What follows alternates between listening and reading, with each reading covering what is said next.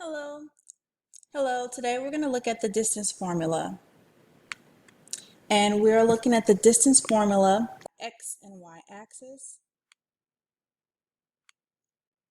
Here's my first point, x1, y1, and my second point, x2, y2. And so I want to find the distance between, and we normally distance is equal to d.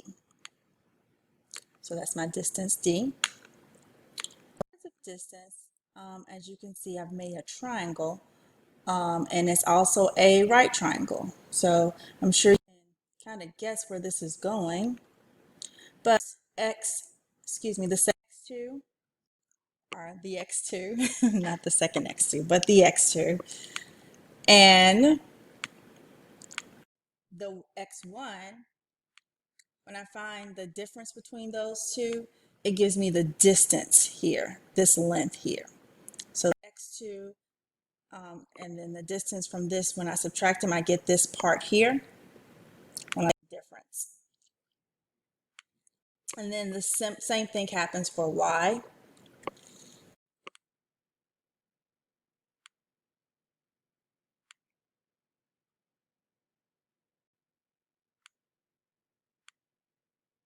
And I want to take it from my y1, and that's going to give me that second amount.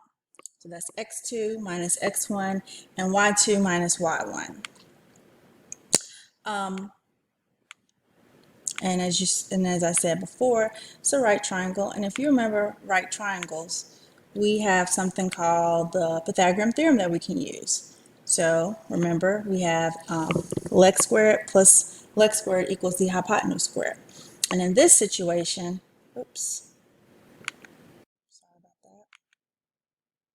And in this situation, we have my first value, or sometimes we know as A. So we have this A value here, and this B side here, and this is my C side, right? So my C is really equal to my D. And if I want to find the distance, I'm looking for my actual hypotenuse. I'm looking for the longest side, right? So we would use the Pythagorean theorem. It's the same concept. So we take this amount and this amount.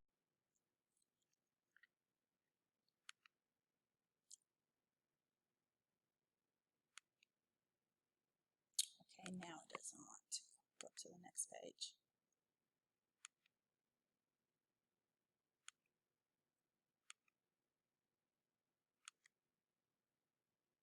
And I get x2 minus x1 squared plus, of course, right,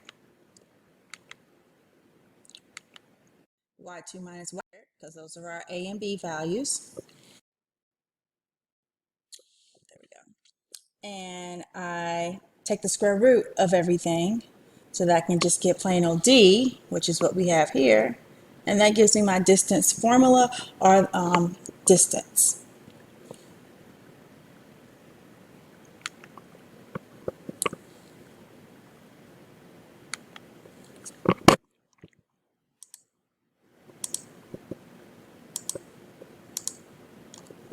So when I'm given 2 points, x1, y1, x2, y2, I can plug it into my distance formula. Now, I do want to say that it doesn't matter which one I choose to be my first point or my second point. I'm going to get the same because I can draw the triangle on either side to find out those lengths. All right, just like it doesn't matter which one we call A or B, we get the exact same value. So let's go on to do an example to see how we would actually plug this in. So I have the formula written here. Oops, going too far.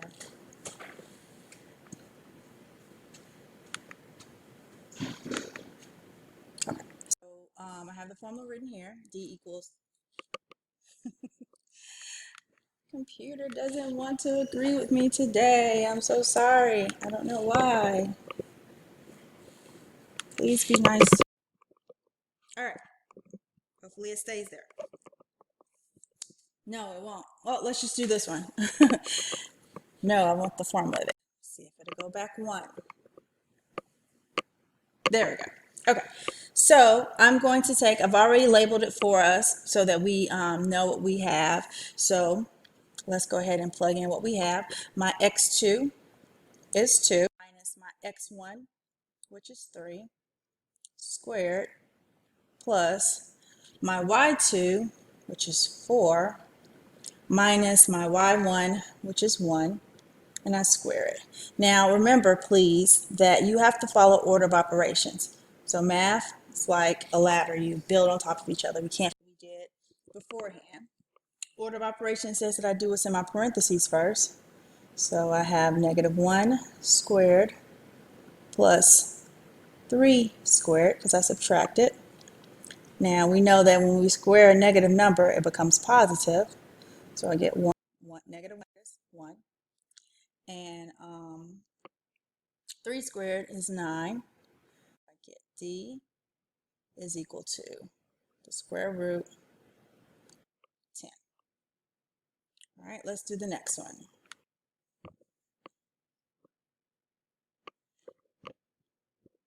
All right, again, it doesn't matter which one I choose to be my x1 or my y1. Let's write the formula up. Square root x2 squared plus y2. So I have my x2, which is my y1, which is 2, squared, plus y1, which is -1, minus y1, which is -7, squared. So d is equal to the square root of 2 minus 2. Of course, I'm following my order of operation, is 0, squared, plus 1 minus a -1 is really, -1 minus a -7 is really -1 plus 7, which is 6 squared. And I have the square root of 0 squared is 0. I don't have to put that. I really don't have to take the square root, but to do squared, because we already know that it's going to be 6, because I have 6 squared, and then to take the square root of that, it just deletes itself. But we'll write it out as far as our steps. So we get 36, and the square root of 36 is in fact 6. And I hope that this helps.